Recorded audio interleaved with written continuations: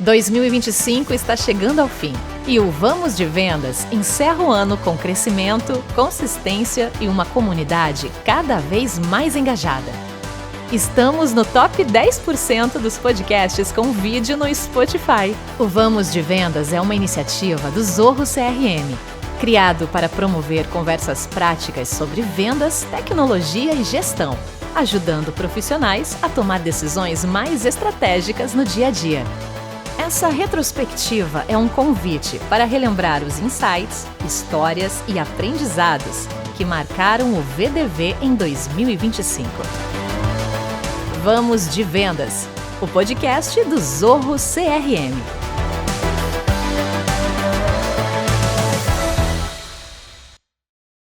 I actually think leadership, if you're hitting the targets and hitting the goals, you probably don't need a lot of leadership. It's kind of like the easy times. Your relationships, if everyone's happy, you don't really know the strength of the relationship. It's like when things are really hard, when you're not hitting the goals, that's when you need leadership. Or again, any relationship, whether it's with a spouse, with kids, or in your team. So it's like, how do you blame? Do you shame? Do you? Well, it could be yourself too, or other people. Or do you say, look, there's things happening, whether they feel good or bad. There's things happening. We want different things to happen, and let's work together to what can we do together. And I think I've been really impressed by Thiago Muniz with our team here in Brazil. It's been amazing what he's done, how he's grown the company over the last few years. And a lot of it is really about culture and about leadership and about humility, right? Not letting ego get in the way. In other words, not taking credit where credit isn't due, but also not taking blame where blame isn't due, and not blaming other people. It's just trying to be like, look, appreciate the people, talk to them, listen, coach, and work together as a team. And it's a lot of this soft stuff that doesn't translate to easy kind of hacks and tricks. But I think it's the things that really make a big difference over time. That seeing people for who they are. Okay, we have a problem here. Let's have a tough conversation. It's not one person, how do we move through this to the next step? A primeira coisa que eu diria é para esse fundador, né, construir o seu ICP sem subestimar o conceito, né? Ou seja, tem até um podcast que eu gravei com Edson Rigonati sobre esse tema. Tipo, imagina que eu resolvi usar. E ele também, né? Ele falou assim, cara, eu acho que esse tema é tão importante, bora dedicar 1 hora para falar sobre isso, né? Que é meio que tratar ICP como as empresas crescidinhas tratam, né? Não como uma tabela demográfica de variáveis que vão te ajudar a prospectar o seu cliente, mas como informações que efetivamente vão te mostrar qual é o perfil de cliente que vai ter a maior taxa de conversão, o menor ciclo de vendas, o maior ticket médio, o maior NPS, o maior LTV. Ou seja, se você pegar a sua base atual de clientes, quebrar ela em grupos, baseado em algum tipo de característica, ou tamanho, ou geografia, ou etapa da jornada, o que é mais comum, ou seja, o menos maduro, o médio maduro e o mais maduro, né?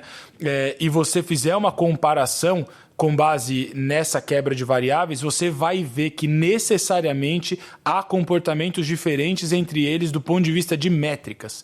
E aí, quando você chega a essa conclusão, você deveria começar a fazer marketing para aquele que vai ficar mais tempo e que tem o maior ticket médio e que tem o menor ciclo de vendas. Certo? Por que esse cara tem o maior ticket médio, menor ciclo de vendas e fica mais tempo? Porque ele entendeu melhor sua proposta de valor, porque ele precisa mais de você, porque ele quer mais, porque ele está tentando resolver o problema enquanto ele conversa com você. É por conta disso, não é? Né? Uma coisa, não é mágica, né? Então, tratar ICP como deve ser tratado, para mim é o primeiro ponto. Segundo ponto, tratar a modelagem de dados da máquina de receita de forma muito séria. Isso é um gargalo. Um gargalo. Então, você aí que usa o Zorro CRM, né? Você pegar e parametrizar no CRM o que é um lead para você, né? Além da definição. Então, para você, um lead é uma pessoa que, por exemplo, para a gente na Link, né? Para a gente considerar um lead, a gente precisa do nome, precisa do WhatsApp, precisa da escola e precisa saber se a pessoa tem pretensão de empreender. Senão não é um lead. Senão é só uma base de dados. né? E as pessoas tratam base de dados como lead, aí suja todas as métricas, todas as taxas de conversão. O que é o MQL? A pessoa que tem uma dor. Como você sabe que a pessoa tem uma dor? Ela tem que ter te mostrado que ela tem uma dor. Se ela não baixou um conteúdo fundo de funil, né? Se ela não pediu uma reunião para o seu time de vendas, se ela não fez uma série de comportamentos que no seu lead score do CRM você conseguiu identificar que ela tem uma dor, ela não é um MQL só porque ela tem determinadas características, né? O que é um SQL? Bom, se a pessoa não passou por uma reunião, você não identificou que ela tem uma dor, que é urgente, que ela consegue decidir, não é um SQL. Né? Porque aí, tipo, geramos tantas oportunidades. E aí a conversão é 10%. Cara, provavelmente não era uma oportunidade. Então, tratar com o nível de seriedade que deve ser tratado, ou seja, definir o dado, ter uma definição clara que a empresa inteira acredita nela, principalmente as lideranças. E terceiro, parametrizar no CRM. Parametrizar no CRM, para que quando a gente olhar aqueles dashes, a gente possa confiar naquele funil, naqueles dados, as taxas de conversão de fato sejam... que elas de fato representem a realidade. I don't think that's necessarily true for everybody at every stage of their career.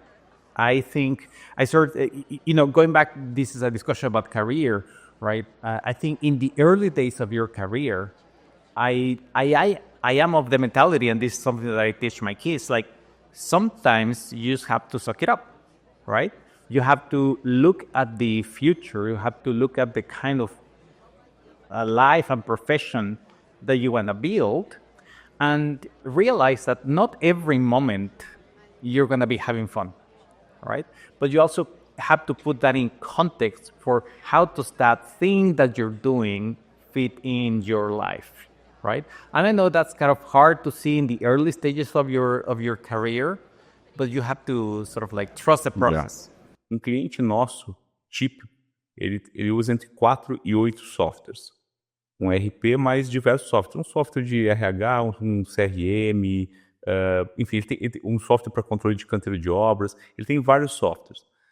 Você entender como ponto de partida quais são os softwares que estão disponíveis no mercado, que mais clientes usam ou que tem espaço de crescimento maior porque resolvem dores mais latentes, muitas das dores, talvez alguns clientes nem sabem que tenham, eu acho que é o ponto de partida. Então, você fazer um bom assessment e ouvir de fato o cliente.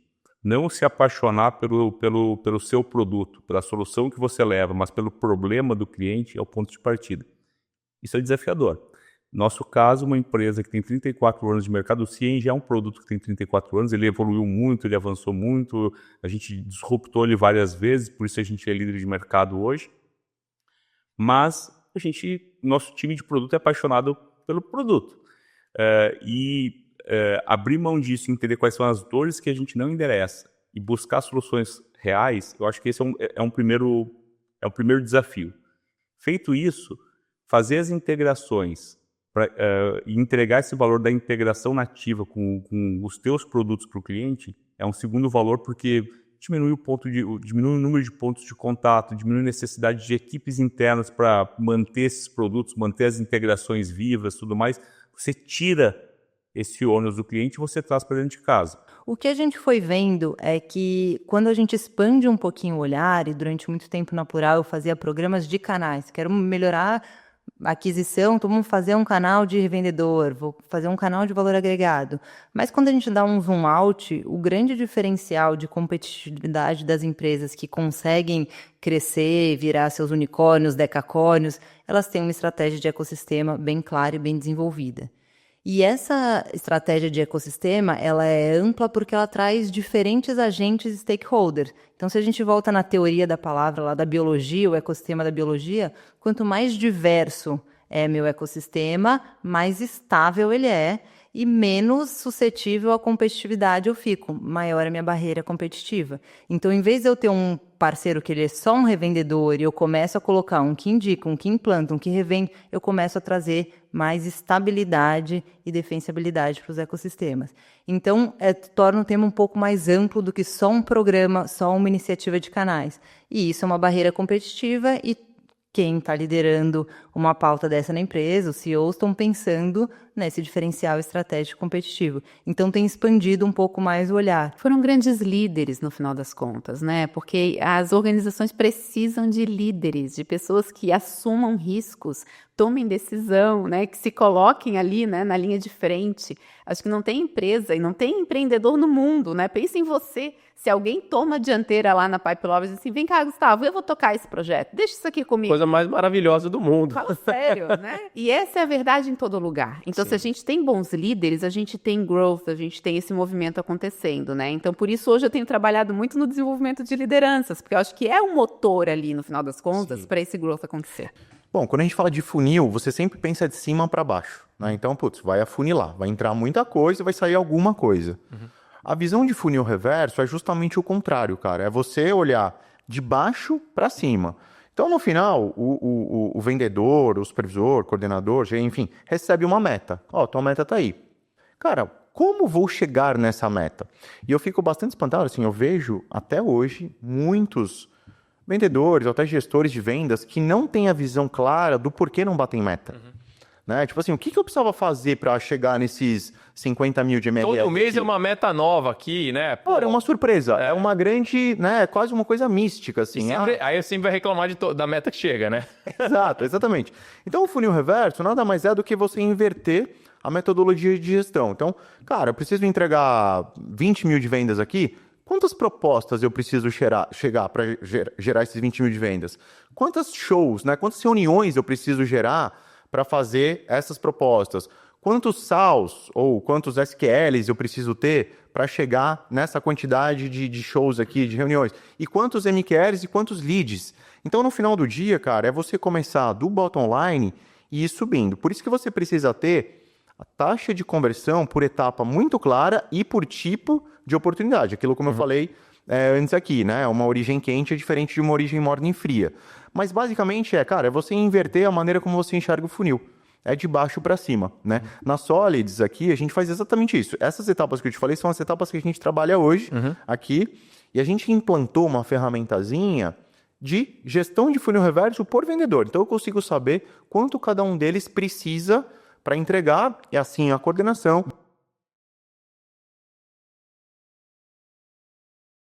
A Zorro, ela não tem uma política global com relação a 100% presencial, 100% remoto. O que está acontecendo em algumas localidades, não no Brasil, estão indo de 4 a 5 vezes por semana para a Zorro, porque ficou-se muito tempo só remoto, aí veio a pandemia, continuou remoto 100%. E houve um decréscimo, né? Houve uma diminuição na receita. E aí, acredita-se que fazendo o pessoal ir para o escritório pode voltar a ter uma cultura, voltar a ter conexões e aí isso motivar a vender mais. Esse é um teste que está rodando Estados Unidos, Índia. A Índia só deixou de ser presencial na pandemia. Sempre foi e voltaram 100% presencial. Até porque lá tem, assim, praticamente uma cidade da Zorro, né? Lá, dos 15, 16 mil funcionários que tem na Zorro, 90%, 80%, 90% está lá, porque o desenvolvimento todo dos softwares são lá. É lá. Então, assim, e aí na América Latina, o pessoal também está indo para o escritório de segunda a sexta, presencial. Aqui no Brasil, é um modelo que desde que eu cheguei na Zorro, funciona, e se a gente não tivesse crescido... Daria mudado já? Eu teria mudado, que é a de vir para o escritório. Pô, e também dá uma dó de ter um escritório tão legal como esse, pessoas tão legais de trocar, de almoçar no dia a dia, e não vir para o escritório, né? Então a gente, para criar cultura, né, para criar time, pertencimento, eu e os outros diretores de marketing e suporte definimos que a gente vem segunda e quarta presencial, terça, quinta e sexta remoto, tá? Ah, mas tem pessoas que moram em São Paulo. Sim. Por quê? Porque a gente sabe que Florianópolis é a Ilha do Silício, mas São Paulo é a capital, né? Do Brasil. É a capital do dinheiro. Do dinheiro, não do Brasil, desculpa, a capital do dinheiro. Né? É onde tá lá. Fazer negócio grande é lá. E, cara, eu não vou fazer negócio grande pelo telefone, né? Então, a gente tem pessoas em São Paulo, que obviamente não vêm de segunda e quarta, e a gente tem Acho que tem algumas pessoas em São Paulo e só também. Aí o pessoal todo mora aqui, segunda e quarta vem. E tá dando certo, até começar a não dar mais. Então, assim... E aí vai se adaptando. Vocês têm essa flexibilidade local para fazer essas adaptações. Sim, até... Segunda hora. Ao contrário, hein? Né? Então, assim, é isso, basicamente. Eu acho que para todos os profissionais, para todos nós, eu vejo 4 características fundamentais para esse profissional do futuro, e isso vem de um estudo do Fórum Econômico Mundial, né? Uma pesquisa feita globalmente, das habilidades mais importantes, eu combinei algumas delas.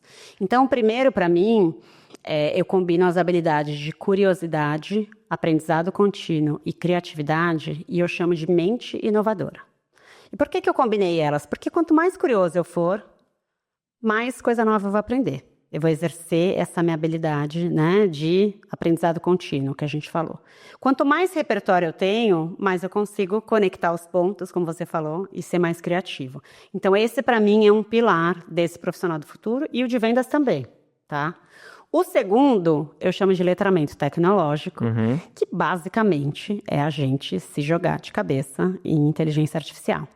O que aí, já falando para o vendedor, né? O que existe de ferramenta de IA hoje que ajuda um vendedor a ser mais produtivo? Tem muita coisa, tem muita coisa. E aí, dê o prompt para o seu chat GPT e trabalhe em conjunto com ele. Então, esse, para mim, é o segundo pilar absolutamente importante.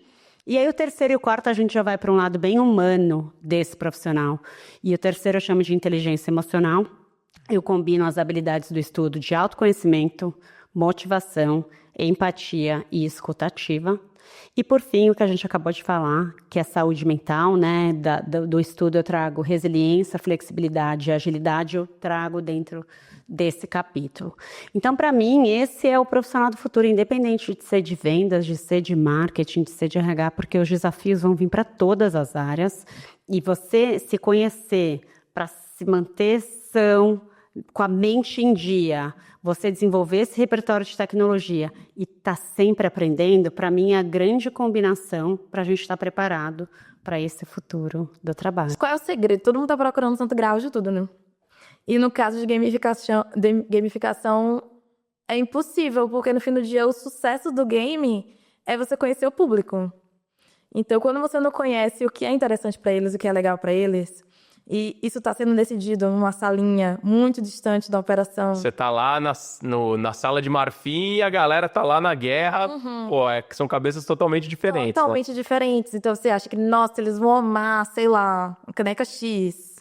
E de prêmio, eles vão se matar por essa... Não vai, às vezes não, assim. Vamos dar o bombom no dia do trabalho, né? Todo mundo viu isso aí, bombando nas redes sociais lá. Sobre isso, na cabeça da pessoa que está muito distante ou que esteve naquela posição há 10 anos atrás, é legal. Não é tão assim. Então, eu acho que o primeiro passo é abrir um espaço de conversa, entender de forma colaborativa o que é interessante para as pessoas que vão ser o alvo daquela gamificação.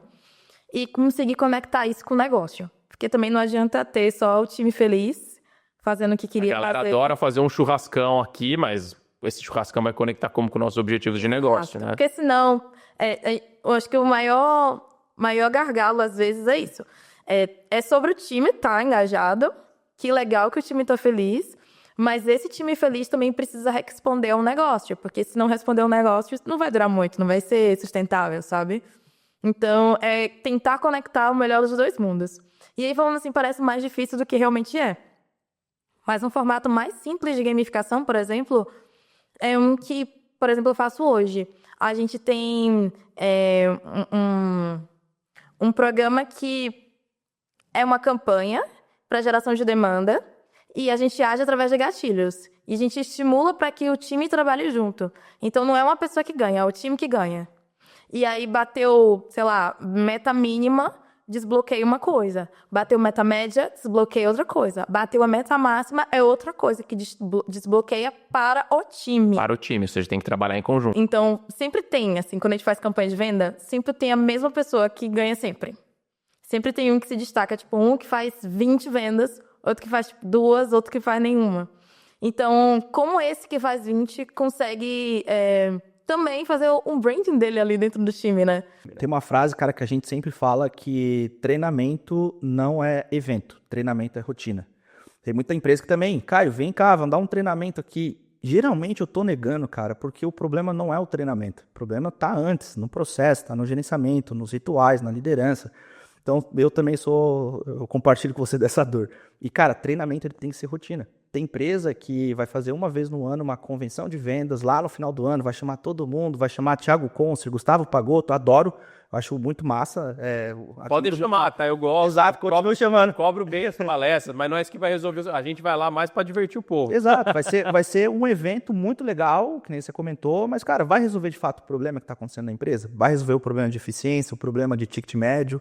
Não vai, cara. Tem que ser rotina, tem que colocar na rotina, na agenda e acompanhar isso. E é isso aí. Em minha defesa, eu falo bastante disso nas minhas aulas. Cara, legal, a galera me chama aqui para ir lá dar um dia de treinamento. Cara, isso pode ser um pontapé, pode ser uma ação de aceleração. Total. Mas se você quer evoluir os seus resultados de vendas, né? É o que é o que eu aplico lá na Pipe Lovers, é por isso que eu fundei a Pipe Lovers, cara, assim, o cara tem que ter constância, né? Eu faço muita analogia com o futebol, né? Por que meu time perde muito jogo? Eu sou palmeirense, né? Por que meu time perde muitos jogos nos pênaltis? Os caras só devem treinar pênaltis um dia antes do jogo. Porque se o cara treinasse pênalti todo santo dia, na hora do jogo o cara ia lá e marcava o gol.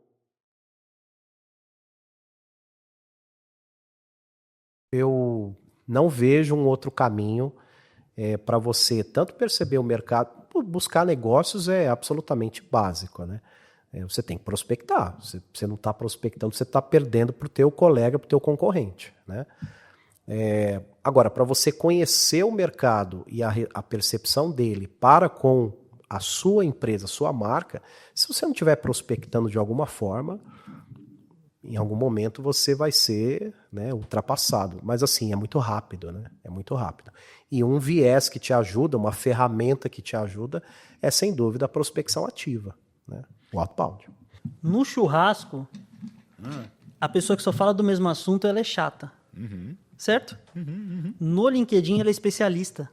Ela começa a ser lembrada ao longo do tempo por aquele assunto, ou aqueles assuntos dentro de uma seara que ela escolhe estrategicamente.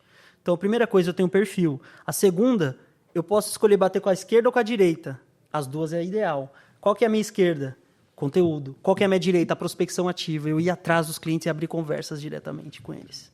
Entendi. E aí o negócio começa a trazer... E aí você tem os dois lados desse jogo. Um trabalha branding. Eu adoro vender, eu gosto de vender. Só que como eu disse, eu não sou o vendedor do Venda essa caneta. Eu vou... Quer comprar? Não, é tanto. E aí eu vou quebrar objeções à venda tradicional. Eu gero valor antes. Como eu gero valor antes? Eu tenho mais informações sobre a minha coisa do que o cliente. Poxa, no mínimo, né? Então, qual o insight eu posso gerar para ele? O cliente ele é muito bom na coisa dele. Eu sou muito bom na minha. Então, o que eu posso compartilhar em conteúdo ou compartilhar em uma conversa privada? Eu não sei produzir conteúdo, não sei escrever. Você pode usar o ChatGPT para ajudar um pouco e dar o seu tom humano. Mas se você também não sabe, você não precisa publicar tanto conteúdo. Talvez você converse diretamente no 1 a 1, seja muito bom no 1 a 1. E abrir conversas e... Não adianta separar o mundo real do virtual, é o mesmo mundo. Como você conversaria com alguém em um evento de networking? Você não chega perguntando, ei, tudo bem? Já com presunção, né? Eu sei que você precisa, você é uma empresa X, você vai precisar XPTO. Você conversa. E aí é uma conversa, não é um script, um copia e cola. Os indicadores de esforço são importantes. Então, você não quer ter um time de 3 pessoas, onde um está fazendo 20 ligações e outro está fazendo 100. O gap é muito grande entre uma coisa e outra. Tendo dito isso, os melhores indicadores são os de eficiência. Então, para cada lead que eu entro, quantos eu converto? Taxa de conversão. Né? Outra taxa importantíssima, o tempo que o cara converte. Super importante. O tempo que o cara dá o primeiro combate. Tem que ser menos de 5 minutos. Né? O CRM tem que dar isso. Ou seja, eu preciso saber essas coisas todas. Taxa de no-show, essas são as principais. Né? E aí, disso você, a depender da operação, do cliente, não sei das quantas e tal, você vai criando variações. Mas, no fim das contas, a mais importante. De tantas leads que o cara tá pegando, quantas ele tá transformando em oportunidades. Beleza, tá vindo pra reunião? Beleza, tá dentro da SLA? Beleza? Ok, é isso aí.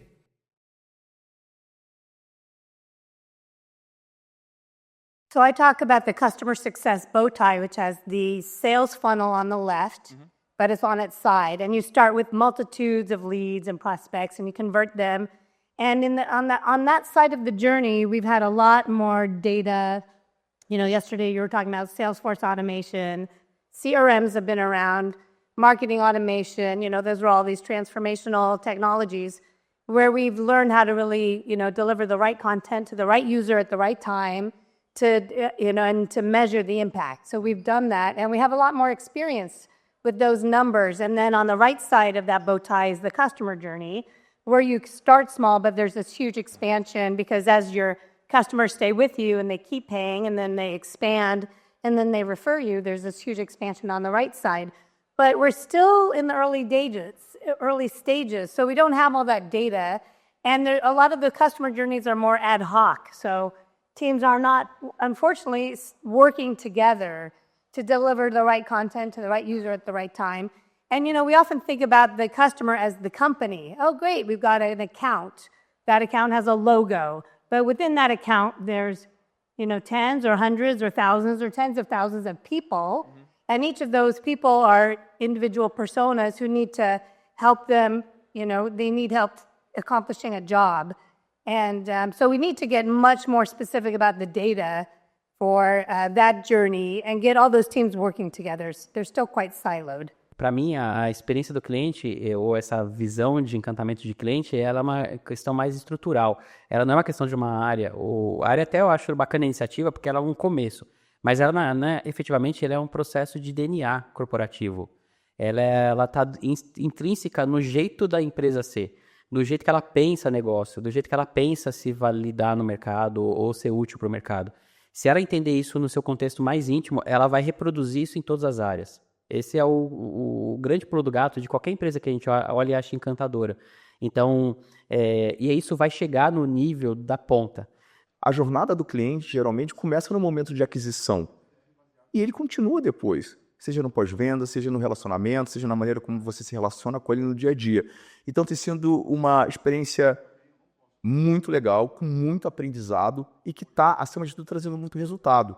E dado que a gente está falando de uma jornada do cliente integrada, isso tem que acontecer através de tecnologia. Hoje em dia não dá para a gente falar de experiência integrada para o cliente se você não fala de tecnologia. You know, when you think of retention, people often like to put things into buckets because an organization thinks of salespeople doing the acquisition and somebody else doing the retention.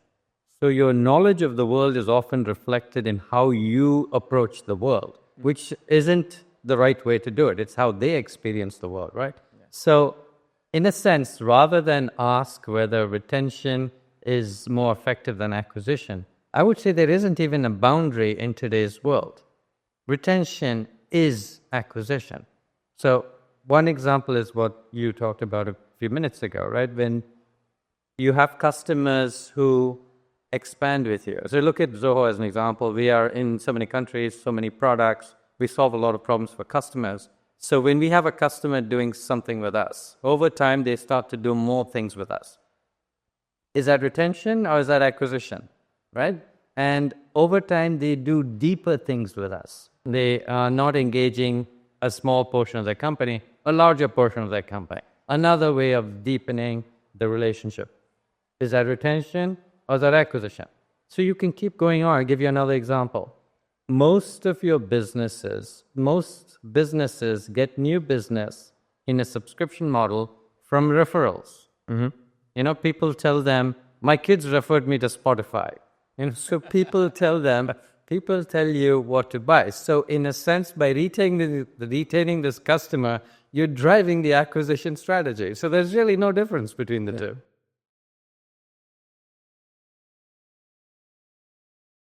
My big belief for the future is that the holy grail of your AI is that it's going to live in the CRM. So you think about Zia and Zoho. So it's going to live there, and it's going to be looking at all these disparate pieces of information. So it'll be plugged into, say, we use, for example, ZoomInfo as a data tool. So it'll be plugged into ZoomInfo. It'll be plugged into LinkedIn Navigator. It'll be plugged into the actual CRM.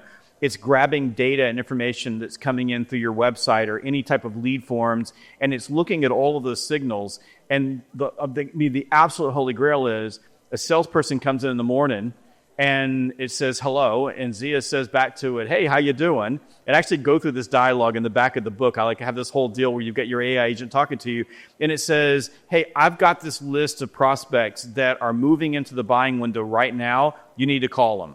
And so immediately the salesperson walks to the door, and they've got 20 to 25 opportunities or list that they can immediately take action on and flip or convert into a pipeline opportunity. Aí está a falha da maioria dos projetos, Marcelo. Não comunicar bem ao time de vendas qual o benefício que aquela implementação vai levar para ele. E não envolvê-lo. E não trazê-lo para a homologação, né? De como vai ficar a experiência dele, a interação dele. Né? As pessoas falam muito de experiência de cliente, mas tem a experiência do usuário, que depois vai ser super importante para a adoção ou não daquela ferramenta, daquela metodologia. Então, envolver o time de vendas, saber como levar, quais vantagens isso vai trazer para você no dia a dia, é fundamental. E, às vezes, as decisões são tomadas pelos gestores, que não envolvem o vendedor de fato, né? Que está no dia a dia. Quem vai usar, né? Que vai usar. Eu acho que tem essas duas óticas, né, que você mesmo comentou. Da ótica da empresa em si, acho que tem várias coisas que já estão ajudando. Acho que, principalmente, se a gente for olhar ali para a questão de automação de tarefas repetitivas, de ganho de produtividade, próprio treinamento também, vi ferramentas bem legais aí de roleplay com IA. Uhum. Então, acho que isso é algo que está mais próximo. Mas quando a gente olha a IA aplicada à jornada de compra do cliente B2B, eu vejo muito essa questão da hiperpersonalização. Então, até esses dias eu vi uma empresa americana que eles fazem o seguinte, eles conseguem identificar previamente quem vai entrar no seu site, conectam isso com o LinkedIn, veem qual que é o cargo da pessoa, conseguem ver qual que é a empresa que ela trabalha, toda a indústria que ela está inserida, e a partir disso eles constroem um site especialmente para aquela pessoa. Então eu acho que a gente vai chegar num nível de hiperpersonalização que vai ser bizarro. A gente vai entrar no site e vai falar assim, meu Deus, como assim? O site foi feito para mim. O site exatamente para mim. Né? Então eu acho que esse é o nível que a gente vai chegar em algum momento. Então tem essa questão da hiperpersonalização, as questões de automação também, de qualificação ali também que eu acabei comentando. Acho que vai ser tudo mais fácil, o lead vai chegar muito mais qualificado e quente para o vendedor, por exemplo. E também as questões de onboarding, treinamento, eu vejo uma aceleração legal também. A gente tem uma planilha que a gente mapeia as atividades do vendedor. Em média, um vendedor, para executar uma venda, ele faz 500 atividades. Desde marcar uma reunião, criar uma tarefa, fazer uma ligação, follow-up, são 500 atividades. Quando o vendedor olha isso e ele consegue entender qual que é o esforço dele para chegar numa venda, isso é incrível. Você transforma até a percepção dele de valor. Imagina, você mandou uma proposta e o cara não te responde, nem se sim, nem se não. Pô, que sacanagem. Quando você vê que você executou 500 atividades para chegar naquele momento e o cara não te entregou uma resposta, o vendedor ele já se valoriza. Cara, 500 me valoriza. Então isso naturalmente já aumenta o resultado de performance do vendedor. Tá? Segundo, quando a gente enxerga as tarefas que são feitas de forma repetitiva, a gente consegue automatizar. Então, cara, você não vai fazer mais 500, você vai fazer 200 agora, porque 300 a gente consegue automatizar. Por exemplo, a gente tem um plugin que a gente chama de Lead Rush. O vendedor coloca o e-mail do cliente, ele faz uma busca e traz endereço, telefone, sócios, capital social, ele já preenche o CRM. Cara, é um trabalho de meia hora que é feito em 1 segundo. Você coloca o e-mail. Né? Se a gente somar, a gente tem um cliente que faz 500 pesquisas, 500 cadastros por mês. Cara, só aí o retorno que ele teve é infinito. É infinito. Então, quando ele enxerga que automatiza as ações, isso daí aumenta em 300% a performance desse vendedor, né? Cara, qual que é o processo para você ser 10 vezes mais produtivo com inteligência artificial? O primeiro passo, contexto. Você tem que ser uma máquina de adquirir contexto. Porque quanto mais contexto você dá para a inteligência artificial, mais resultado ela vai te dar. Então, hoje em dia, Pagotto, você deve ter ouvido falar no cloud. A galera tem começado a gravar fora do Brasil. Pô, tudo quanto é aula que eu tô dando, a galera tá com o cloud lá, conectado. Já sai da aula, já sai com o mapa mental. Inclusive, é um dos Reels lá do meu Instagram que mais bombou, que o cara viu minha palestra no passado no CRM Summit, já saiu dali, ó, cara, já estou implementando. Cara. E aí você pega esse contexto. Olha só, galera, contexto. Contexto de uma reunião presencial, contexto de um evento, contexto de uma reunião gravada com a transcrição, o print do seu site é contexto, o teu LinkedIn é contexto, o teu posicionamento, o que você já escreveu é contexto. Quando você vai pedir algo para a inteligência artificial, se você tem o contexto certo e o passo 2, o prompt certo, né? Para quem não sabe o que é prompt, é o que a gente bota lá, o que a gente pede no ChatGPT. E tem muita gente que tem falado, né? Olha, o que eu preciso fazer esse ano? Né? Para mim, hoje, uma das coisas mais importantes de estudar é engenharia de prompt. Porque o prompt, ele muda o teu jogo. Se você já sabe adquirir contexto, você já tem conseguido, né, do teu dia a dia, de todas as coisas que você faz, ter contexto, e você sabe pedir para a inteligência artificial, ela vai te dar resultados incríveis. E aí, a questão é, estamos chegando num limiar onde nós mesmos somos o gargalo do nosso resultado. Porque a qualidade do meu prompt determina o resultado que eu vou ter em tudo.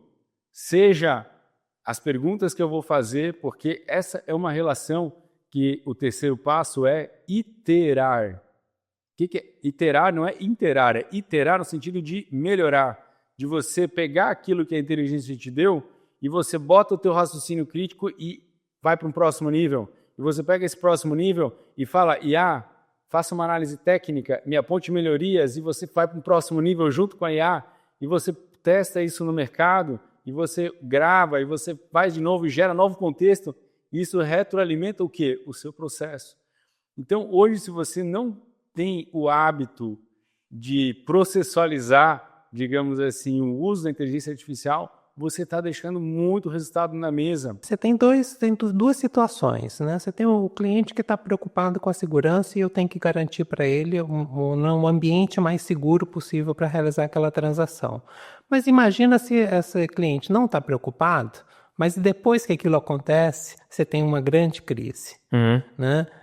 Isso pode afetar, pode trazer um dano muito grande no relacionamento com aquele cliente. Eu posso perder aquele cliente porque os dados dele foram vazados, né, ou porque houve uma fraude naquela transação.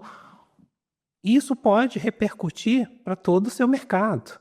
Então, uma crise provocada por um cyberataque pode significar uma perda de mercado muito grande. Né? Pode significar um dano reputacional muito grande. E essas são preocupações essenciais de quem trabalha com vendas. Eu tenho que garantir não só que aquela venda aconteça, mas eu tenho que garantir que aquilo se perpetue e que mais compradores, né, estejam comigo. E para isso eu preciso garantir que toda essa segurança, todo esse arcabouço de segurança esteja bem estruturado, tanto numa visão de curto prazo, mas também numa visão de longo prazo. Então, através das descrições das bases, a gente tem todas as bases, todos os atributos descritos. E olha, qual a correlação que eu posso fazer para um objetivo tal? E isso ajuda muito, né? Olha, para um objetivo tal, você falar com o público com essas características, utilizando os atributos XYZ, faz mais sentido nesse... E aí a gente analisa, porque eu acho que tem isso também, né? Aí ela vai fazer o racional ali, mas... Será que isso é o objetivo? Vamos entender e refinar ali e sugerir essas segmentações. Entender o que melhor se aplica. E para conteúdo, é aquilo. A gente sempre faz um direcional ali e a ferramenta valida, né? Ela fala, olha, talvez um tom de voz, assim, eu trabalho muito com geração Z. Eu não sei me comunicar muito bem com geração Z, com millennial. Eles se comunicam? Se comunicam, mas assim... De uma forma diferente, né? Eu como old millennial, que ele chama, já me sinto um extraterrestre ali. Então, às vezes, chega algum direcional e fala, nossa, mas como que eu vou fazer isso? Eu falei, olha, tá, tom de voz geracional, vamos trabalhar com isso? Aí eu já vou entendendo, hoje eu até consigo me comunicar com eles também. A gente estava naquela transição de on-premise para nuvem. E... Isso denuncia um pouco a sua idade, mas tudo bem. a gente estava nessa discussão. E estava dentro de um grande banco, cara, com uma dificuldade gigantesca de convencer a camada de diretoria a comprar o nosso produto, porque ele era cloud, 100% cloud. Aí o bendito VP de tecnologia participou da reunião, olhou para todo mundo e falou assim, cara, vocês estão falando aqui, onde é que eles estão hospedados? Ele falou, tá na cloud XPTO. Vocês estão falando que a gente é mais seguro que esse cara que só faz isso. Você tem certeza que vocês estão vendo isso? Então, acho que a gente está vivendo também um momento com o IA, né? Cara, o ROI é comprovado de imediato, né? Você tem ganho de imediato. Mas tem muito questionamento ainda de como utilizar, segurança e tudo mais. A gente está no comecinho, né? A gente está começando a realmente tatear os principais ganhos que dá para fazer com esse tipo de solução. E aí, quando você conversa com clientes grandes, você vê muita... Não, calma, vamos devagar. Com toda razão, né? Eu amo quando me perguntam isso, porque eu volto lá para trás quando antes começou a falar, né? As pessoas pensam muito que na era de AI, hoje em dia, AI resolve tudo. Elas acham que só o fato de você poder plugar uma plataforma de AI ali, você já está lá. Mas, puxa vida, tem tanto feijão com arroz bom para ser feito e que não é feito. E a automação é exatamente isso. A magia da automação é porque ela é fácil de ser implementada. Se você está falando todo dia o mesmo discurso, você já sabe quais são as mesmas respostas, isso cria o que a gente chama de previsibilidade. Você já sabe quem é seu público. Você já consegue criar essa previsibilidade.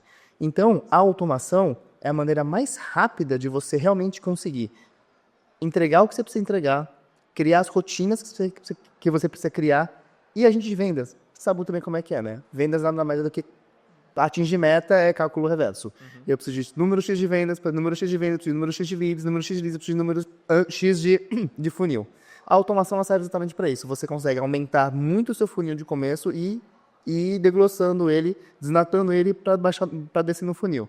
Então, você tira do seu executivo, do seu time, todo aquele trabalho operacional repetitivo de uma maneira muito simples. Porque você já sabe, você tem expectativa, você já sabe qual é a resposta que ele tem e você já consegue levar o seu cliente para o canal que você precisa. Você já começa filtrando ali. Então, a automação, ela nada mais do que a excelência da escala produtiva.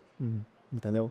Então, assim, acho que as próprias fábricas, né? Quando você fala de fabricar um produto, quando ela entra em economia de escala, é exatamente isso, é automação. Quanto melhor você tem automação, quanto melhor você entende, mais rápido você processa. E isso é maravilhoso. Tecnologia existe. Tecnologia quase todo mundo sabe que está aí. A gente vai nos eventos, né, como esse daqui, a gente vê as diversas tecnologias novas que estão sendo lançadas. Eu vejo muita gente querendo implementar muita coisa, tá, Pagotto?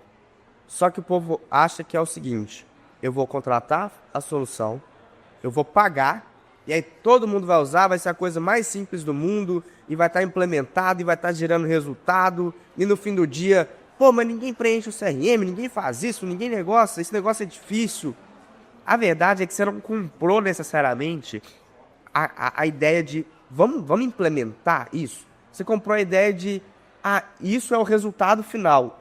A ferramenta não é o resultado final. A ferramenta é o caminho. Comprar a solução não significa que a solução está implementada. Exatamente. Né? E aí o que passa por isso, né? Que é cultura de dados, cultura de tecnologia, entender o seguinte: eu comprei a sua solução, primeiro, como você mesmo já começou a resposta, a alta liderança é a primeira camada que tem que ir para dentro, ir para cima e falar, nós vamos implementar isso e nós queremos isso. Porque se a alta liderança não enxerga isso, não é os vendedores que vão fazer. Por quê? Porque dá trabalho. E se a alta liderança não demonstra que valoriza isso, que está lá no dia a dia, aprendendo a usar o CRM, fazendo, na linha de frente da implementação, os vendedores eles percebem, se não é importante para o meu chefe, para o chefe do meu chefe e para o meu chefe, por que eu vou fazer isso? Eu acho que começa por aí. O segundo ponto é o seguinte, para a gente ter essa cultura, eu digo o seguinte, cultura é uma base de rituais. Então, assim, a primeira coisa é, Quais são os rituais para a gente entender se essa solução está sendo implementada, se ela está sendo utilizada? Eu posso citar algumas lideranças que eu tive que me ajudaram a formar meu perfil, formar a minha forma de trabalhar, digamos assim. O seu Jorge Senzi, que é um dos fundadores da Sênior, ele foi o diretor comercial. Então eu respondi para o diretor comercial chamado Jorge Senzi, que foi um dos fundadores da companhia. É um profissional assim que eu tenho um maior orgulho, maior admiração de ter trabalhado com ele, porque me ensinou muita coisa. Isso é bem provável que boa parte da cultura da companhia que eu levo para dentro dessas... hoje, na minha diretoria, fora a turma que eu te falei, eu devo ter tem quase 500 mais pessoas assim, que reportam para mim, né? Essa cultura que a gente leva vem do seu Jorge, tá? Então, é um cara assim que me ensinou muita coisa. O meu atual líder, o Carlênio, é um profissional também que veio com uma bagagem bem bacana e nos ensina no dia a dia até hoje, porque ele também foi profissional de vendas, assim como o Jorge, ele também foi profissional de vendas, então entende muito bem da nossa dinâmica. Quando nós vamos para a nossa reunião de AGM, que nós temos todos os meses, que a gente faz todos os meses, a gente faz a nossa AGM, existe um foco muito grande em relação a vendas, a resultado. E isso vem dessa cultura do Jorge, vem dessa cultura do Carlênio, que nos assim, impregnou isso na companhia. A gente vai para uma reunião, um olhar muito forte em clientes, um olhar muito forte em churn, um olhar muito forte em recorrência, um olhar muito forte em novos clientes, ou seja, grandes indicadores que permeiam a nossa companhia e outras companhias também. São esses profissionais que nos ajudaram a formar, assim, eu vou para uma reunião, a gente não vai mais com papel e caneta, vai com uma calculadora, porque tudo é em cima de indicadores, né?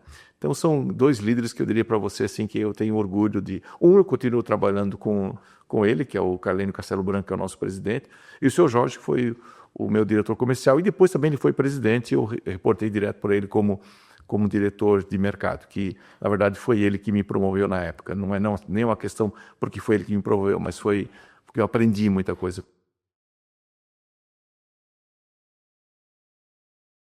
Equilíbrio é uma palavra bem desafiadora, né? Conseguir equilibrar, então às vezes é isso. Tudo na nossa vida. Assim, o equilíbrio, eu estou chegando à conclusão que ele não existe, na verdade, né? Porque o equilíbrio é aquela coisa, bota duas balancinhas, elas ficam ali no mesmo patamar, né? E isso que você falou, tem momentos que sobe um pouquinho uma e desce a outra, para depois se inverter, e você vai fazendo isso. Então, o equilíbrio é esse movimento, na verdade, né? Ele não é estático, né? Ele não está ali sempre no mesmo patamar. É justamente esse movimento do sobe uma para descer a outra, e nesse papel é um pouco isso. Esse momento é um momento de transição, de um plano estratégico muito robusto, muito importante para a companhia. Você vai estar muito mais dedicado, né, a fazer as conexões necessárias com, né, os stakeholders necessários para conseguir concretizar isso. É o momento de executar um planejamento, né? Então você vai aproximar mais da execução. Mas é muito interessante o que você trouxe. Na semana passada eu estava justamente almoçando com o vendedor e aí ele falou, eu estou conversando com um canal e surgiu uma ideia de fazer isso e tal. E na medida que ele foi falando, eu falei, cara, isso que ele está falando é genial, porque tem tudo a ver com o que a gente estava discutindo no board semana passada, que é o que a gente está querendo fazer no médio prazo. E eu saí dali e falei, putz, eu vou acelerar esse negócio, que ele me trouxe como uma célula de uma ideia e que já estava mais arquitetada ali com um canal para acontecer. E a gente saiu dali e eu fiz uma cola depois, virou projeto, virou MVP e está rodando, assim, né? E que saindo o resultado... estratégico tá com a operação. Exato, e que saindo o resultado que a gente acredita que vai sair, vai ser um negócio super exponencial e que a gente vai acelerar super rápido.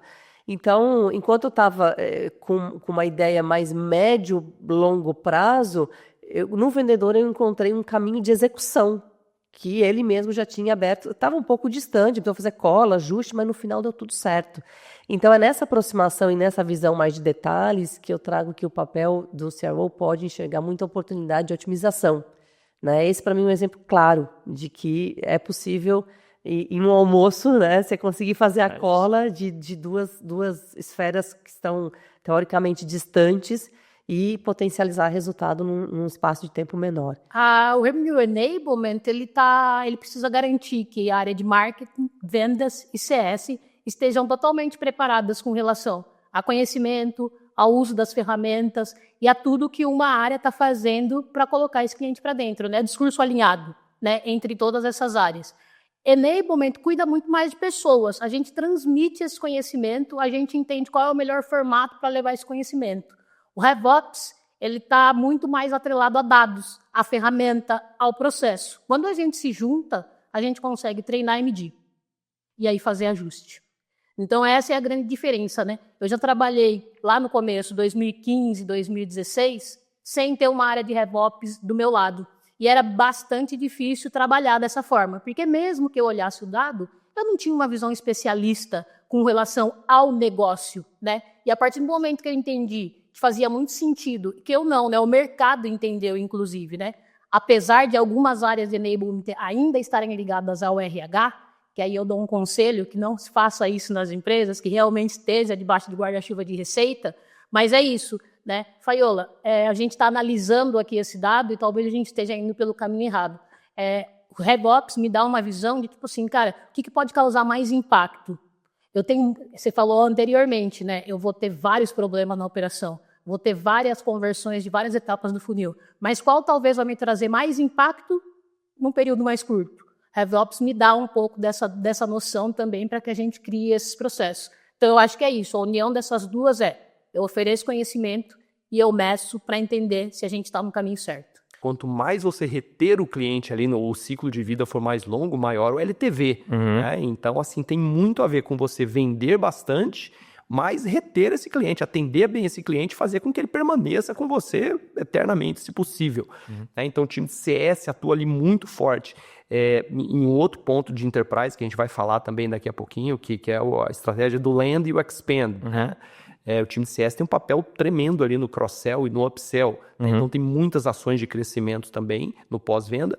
E também eu tenho o projeto de franquias da SkyOne comigo, que é mais como eu mencionei no início, né? É mais um canal de distribuição que está começando agora. Estamos com 10 franquias apenas, mas temos meta aí de bem arrojadas, assim, de transformar isso numa grande relevância para a receita do negócio. Bom, Pagotto, pode até parecer puxando sardinha para o lado de vendas, né? Mas acho que o mais importante Tá tudo bem, aqui a gente está no vamos de vendas. Exatamente. A maioria das pessoas vai gostar se você puxar sardinha para vendas. Perfeito.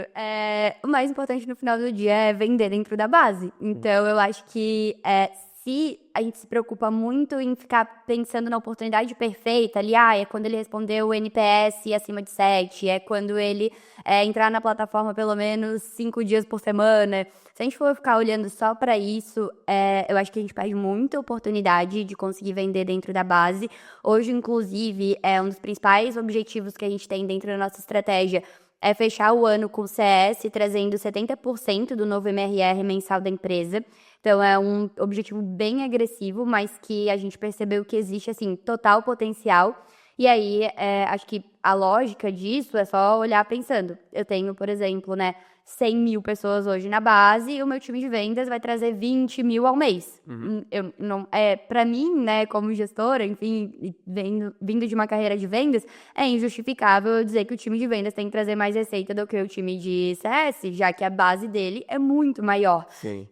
Então, eu tenho muito esse olhar, assim, e o que eu vejo que falta e que a gente tem tentado fazer, mas obviamente ainda tem muita coisa para melhorar também, é que falta essa recorrência de touches dentro da base voltados para venda, né? Eu adoro essa pergunta, para mim essa pergunta que mais me anima.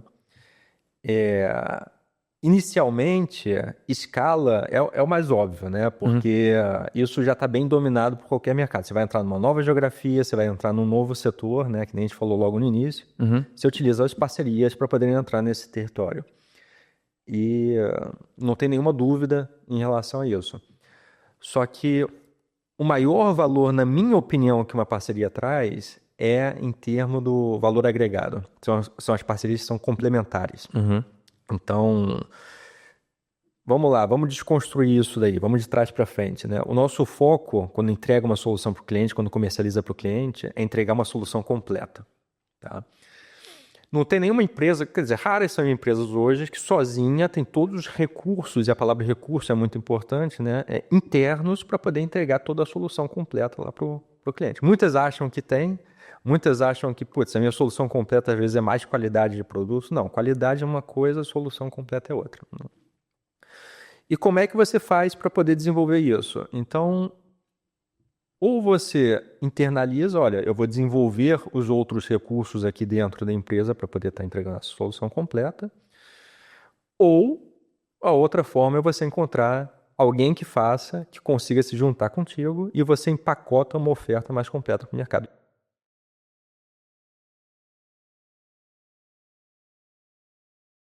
Inicialmente, um profissional de vendas que vai se desenvolvendo cada vez mais, ele é treinado para identificar qual é o problema do cliente e propor uma solução. Ele faz isso como ninguém. Nós fazemos famoso como spin ninguém. selling, né? Exatamente. Qual que é o problema? E eu falei isso lá no Pipe Lovers já numa aula. Qual que é o problema do spin selling? 2. O primeiro, o cliente já está enjoado de só responder sobre o problema. Porque muitas vezes ele sabe que tem, mas não consegue resolver. Então a gente já começa por aí. E aí o vendedor vai lá enfiando o dedo na implicação. Poxa, e o cara sai... Eu já... assim, já tive reuniões de venda, na hora que eu aprendi o spin selling, falei, cara, isso aqui vai revolucionar a minha vida. E me ajudou muito de sair e o cliente chorar na reunião. Eu falei, cara, eu acho que eu tô exagerando na pergunta Acho que ele não de tá com uma implicação. sensação muito boa, né? Não, fechou o negócio, mas eu fiquei triste. Falei, pô, não queria que ele chorasse, eu queria que fosse um pouquinho mais suave. No decorrer do processo, eu fui aprendendo que, além, e principalmente agora com inteligência artificial, né? Cara, isso aí vai, se o cara não aprender a fazer isso, vai ficar muito para trás. Que é, além de identificar o problema e imediatamente conectar com uma solução, é importante cada vez mais que ele traga uma visão nova. E essa visão não é a visão do que a gente faz agora, é a visão de onde o cliente quer chegar. O blogueirinho, é que eu estou comprando só o espaço publicitário ali para aparecer, ele fica ali na camada mais superficial do meu funil de marketing. O formador de opinião, não. A gente tem todo... meio para o final. Exatamente. A gente tem todo um framework e um manual para que ele esteja tocando em todas as etapas do meu funil de marketing e de vendas. Ele vai falar com um público mais amplo quando ele for palestrar, ele vai falar numa etapa de consideração da solução, por exemplo, com uma base mais restrita, com uma base de leads. Ele vai impactar, inclusive, o meu pipeline de vendas, porque ele vai participar de um webinário de vendas, por exemplo, para convencer a minha audiência de que está no momento de compra. Então, assim, é importantíssimo que você desenvolva um manual para influenciar, porque no final das contas, marketing B2B está olhando para a venda, né? Para o vendedor, né? Para o time comercial, que é o cliente interno. Então, tem que ver como isso está mexendo nos ponteiros do vendedor. A gente foi aprendendo o que mexe o ponteiro em cada etapa do funil. Tá? E é muito importante. Então, uma escola que vai tomar uma decisão como essa, não é só você falar com o dono da escola, o mantenedor, né? Como a gente chama nesse mercado. Se os coordenadores pedagógicos não tiverem comprados e se os professores não tiverem comprados, o que vai acontecer é que vai ter aquele, eu disse que não era bom, e a mudança de sistema faz o professor ter que sair da zona de conforto. Claro, porque ele já conhece. Acontece comigo, eu dou aula direto aí, pô, agora mudou a ementa do curso. Eu falo, cara, por que você mudou? Os alunos gostavam, né? Tipo, na verdade é que eu não quero ter que me preparar para fazer toda uma aula toda do zero, né? Então, você tem que conquistar todo mundo, tá? Por isso que o funil fica longo. Muitas vezes também o mantenedor é uma pessoa de negócio, não é uma pessoa pedagógica. Então, você tem que conquistar. Nosso primeiro desafio é a escola, assim, pedagogicamente, o seu sistema de ensino faz sentido na minha escola. Tá? Porque o sistema de ensino ele tem um viés, um pode ser mais conteudista, o outro não. Então, a sua escola tem que ser também para fazer sentido. E nesse pipeline, a gente vai aprendendo o que mexe o ponteiro. Então, quando você chega ali, mais ou menos, o topo de funil que eu chamo aqui, você falou com o mantenedor, ou seja, com o decisor, você conseguiu gerar um interesse, você entendeu o que ele quer, ele está disposto a mudar o sistema de ensino, e você leva ele para o meio do funil ali que eu estou chamando, que é o que a gente está chamando de um aprofundamento pedagógico. Então eu vou chamar os coordenadores, vou fazer uma próxima reunião com os coordenadores pedagógicos deles e vou levar um especialista do nosso material para fazer essa etapa. Uma vez que ele fez essa etapa e ele vai falar assim, tá bom, pedagogicamente estou ok, que assim, isso pode acontecer em uma reunião E pode levar Acontece meses, assim. Você conquistou a pessoa responsável pela educação infantil, mas você não conquistou a pessoa do fundamental. Aí você tem aquelas pessoas que são mais inovadoras, que são seus champions, aí tem os outros que são os blockers, normalmente aquela professora que está lá há 40 anos, né? Exatamente. No final é muito parecido em todo lugar, né? A metodologia é parecida. E aí quando você chega no meio do funil, também uma coisa que a gente aprendeu tá bom, então a gente conquistou a parte pedagógica, agora a gente precisa conquistar, encantar e conquistar também a parte financeira. Então a gente costuma fazer eventos em São Paulo, ou não, na verdade no Brasil inteiro, onde eu convido o mantenedor para vir. Ontem mesmo a gente fez convida lá 8, 10 mantenedores que estão nessa etapa do funil, e a gente vai lá falar de palestras sobre inteligência artificial, sobre socioemocional, sobre bullying, sobre todos os problemas que escolas e desafios, sobre inclusão, que é um tema que está super... O cara se sentir parte do contexto de vocês. Ele se sentir parte, para ele entender que lá a gente não vai falar só de sistema de ensino, que a gente vai ajudar ele no todo, gerar confiança, que a gente não é uma empresa que nasceu ontem, que a gente tem aquele grande prédio lá, uma grande estrutura, as nossas marcas têm anos e anos de existência, tem 60 anos, 50, cada marca lá dentro tem anos de existência. Então, gera uma confiança, ele precisa acreditar que é uma empresa séria, e aí a gente vai fazendo o funil andar. Mas não, assim, a gente brinca assim, não existe uma venda lá que 10 pessoas não participaram. Então, um consultor não vende nada sozinho. E não existe assim, enquanto não assinar contrato, muita coisa cai. Então você precisa assim... Tudo certo, veja bem. A mão. Não adianta tocar o sino antes da hora. Não existe, exatamente. A gente toca o sino lá em todas as vendas e o consultor acampa lá na escola, seja assim, porque o mantenedor falou assim, não pode passar aqui amanhã que a gente assina esse contrato.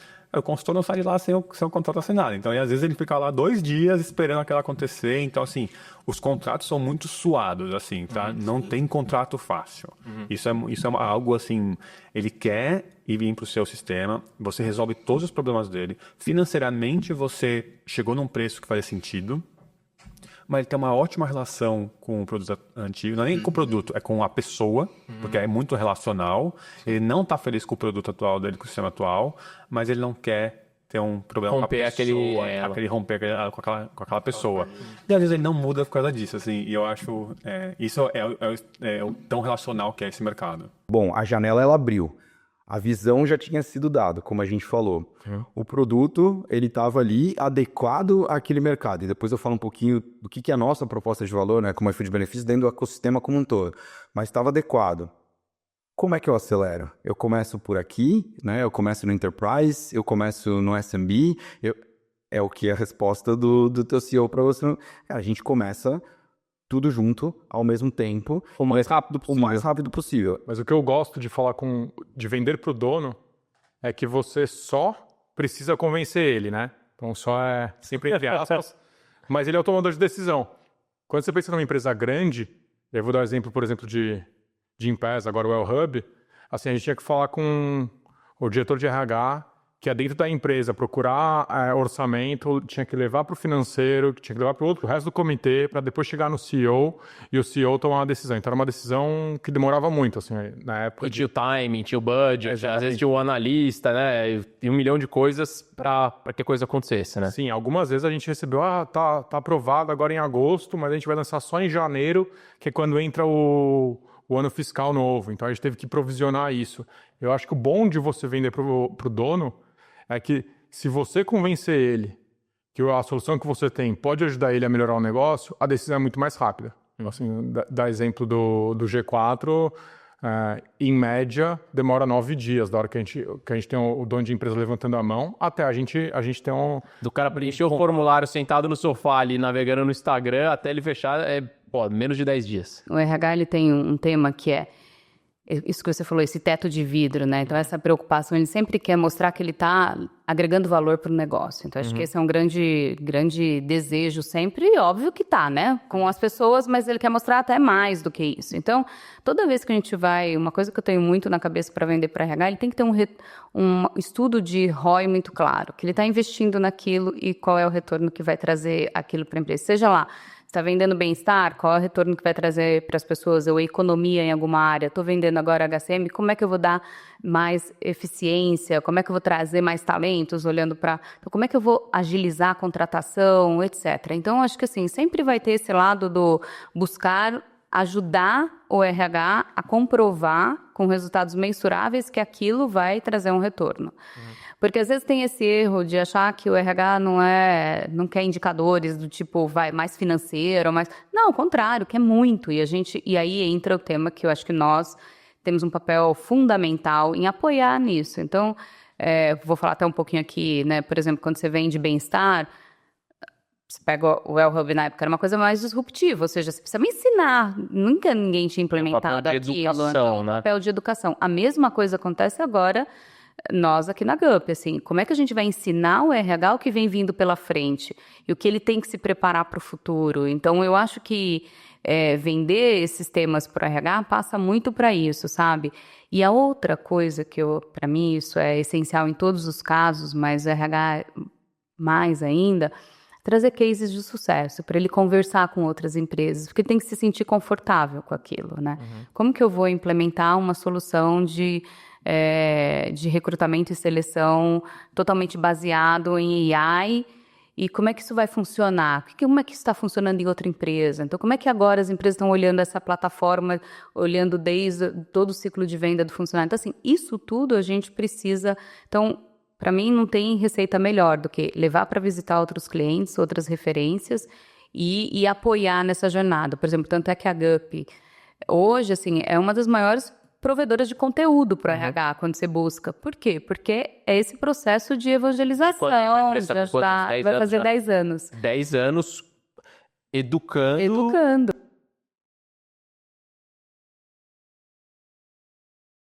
Primeira coisa que você tem que fazer é entender que você tem com os seus vendedores, com o seu time, você tem uma fonte tão rica de insight que você pode trazer para dentro, e isso pode girar num ciclo ali que vai gerar muito valor e te ajudar depois, que começa a pensar um pouco nisso, né?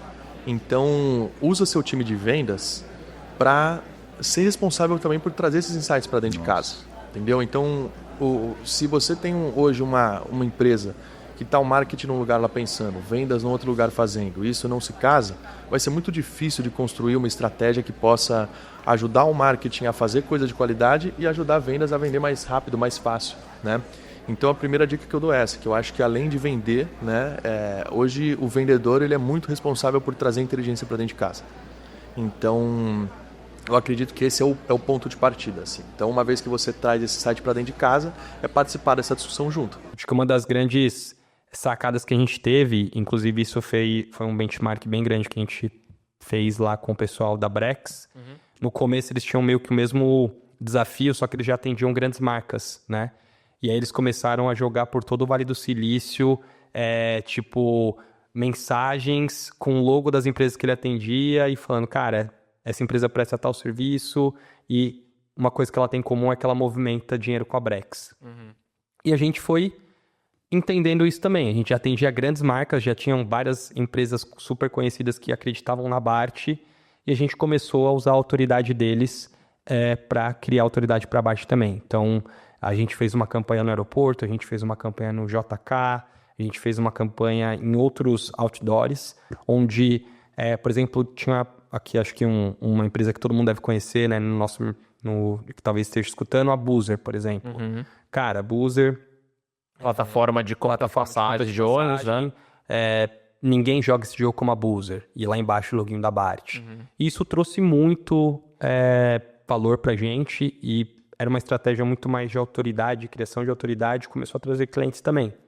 Mas mais importante do que você fazer isso, muitas vezes out of home, é você saber usar isso no mundo digital. Então acho que a gente começou a fazer isso de uma maneira muito, muito forte, assim. Então... Quais são os pontos que nos ajudam a criar autoridade? A gente percebeu que se a gente tivesse uma presença no LinkedIn muito forte, que ali tem várias pessoas que são número 1 de várias companhias que a gente queria atender, a gente saberia, o cara ia conhecer a gente, ia facilitar nosso fechamento com ele. Então, Rafa começou a se tornar totalmente ativo no LinkedIn todos os dias, né? O Rafa Dix, meu sócio. Todo dia ele posta lá e acho que todo mundo acaba conhecendo a Bart meio que por conta dele.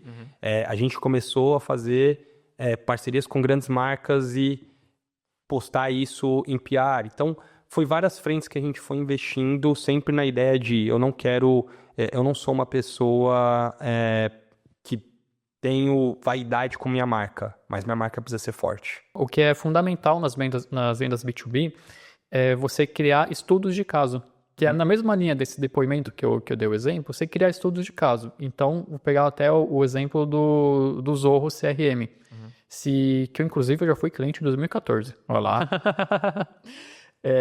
Se você conta, imagina que está no começo, mas você já começou a ter algum pequeno grupo de pessoas que vão testar a solução. Se você conta uma história, um estudo de caso, uma empresa já tinha um processo de CRM existente, mas o dono achava que podia melhorar. Nós entramos com a solução do Zorro CRM, que tem tal e tal e tal feature que vai ajudar no processo, e no final o processo de vendas deles, eles conseguiram diminuir o ciclo de vendas deles de 6 meses para 4 meses, para pegar algum indicador, né? Isso. Então, você pegando as dores principais do seu cliente, você montando estudos de caso como esse, de novo, mesmo que você ainda não tenha uma base grande, você pelo menos testou com alguém. Você pode colocar isso como um formato de prova social. E para o B2B, na minha visão, esse é o ponto fundamental que você precisa construir para que outras empresas que têm o mesmo problema, a mesma situação, que elas possam ver que você é capaz de resolver. Vamos de Vendas, o podcast do Zorro CRM.